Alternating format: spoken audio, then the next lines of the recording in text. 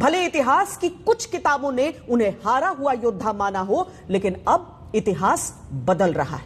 अब archaeological survey of India भी इस बात को मान रहा है कि राणा प्रताप हल्दी घाटी की लड़ाई में हारे नहीं थे। एएसआई ने उस शिलाखंड को हटाने का आदेश दिया है जिसमें महाराणा प्रताप की हार लिखी गई थी। जय जय जय जय जिसकी जयकार प्रताप है,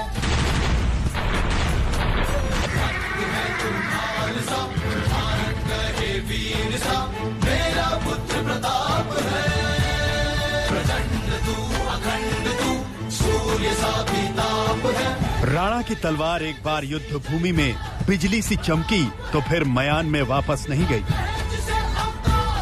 रण क्षेत्र में एक बार धारण किया योद्धा का कवच तो जीवन भर उतारा नहीं। ये कहानी है शौर्य के सूर्य महाराणा की। ये कहानी है स्वतंत्रता के शूरवीर महाराणा की।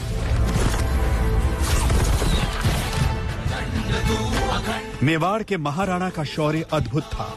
उनकी शक्ति और संकल्प अकल्पनीय था। लेकिन ये सवाल हमेशा ही स्थानीय लोगों के मन में चुभता है कि जब हल्दी घाटी के कण कण में राणा का पराक्रम झलकता है तो फिर इतिहास में महाराणा का उल्लेख एक हारे हुए योद्धा के तौर पर क्यों किया जाता है? इतिहास में क्यों ये दर्ज है कि महाराणा मुगलों से लड़े तो जरूर लेकिन जीते नहीं, आत्मसमर्पण तो नहीं किया लेकिन शासन भी नहीं कर पाए? क्या ये इतिहास सही है या इसमें तथ्यात्मक गलतियां हैं? इस समय ये देश का ट्रेंडिंग सवाल है। 3 दिन पहले करणी सेना ने राजसमंद जिले के रक्ततलाई से वो विवादित पट्टी बदल दी जिसमें महाराणा प्रताप के पीछे हटने की बात लिखी थी। शिलापट पर पहले लिखा था रक्ततलाई, जिसे बोलचाल की भाषा में खून की तलाई भी कहते हैं। बनास के दूसरे किनारे की ओर एक चौड़ा मैदान है। यहाँ शाही और प्रताप की सेना के बीच घमासान युद्ध हुआ था। इस युद्ध का नेतृत्व महाराणा प्रताप और मान सिंह घोड़े और हाथी पर सवार होकर क्रमशः कर रहे थे। युद्ध इतना भयंकर था कि संपूर्ण मैदान लाशों से भर गया था। ऐसी स्थिति में संयोगवश प्रताप की सेना को पीछे हटना पड़ा और युद्ध 21 जून 1576 को समाप्त हो गया।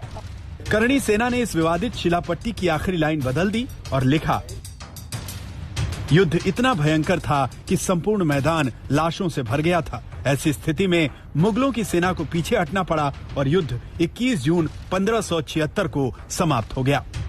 महाराणा प्रताप को युद्ध हारा ही नहीं।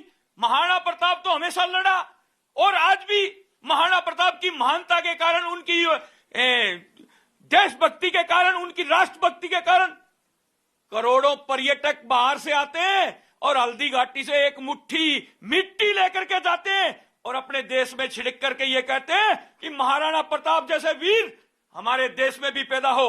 करणी सेना और राजपूत संगठनों की धमकी कह लीजिए या फिर बीजेपी नेताओं का दबाव।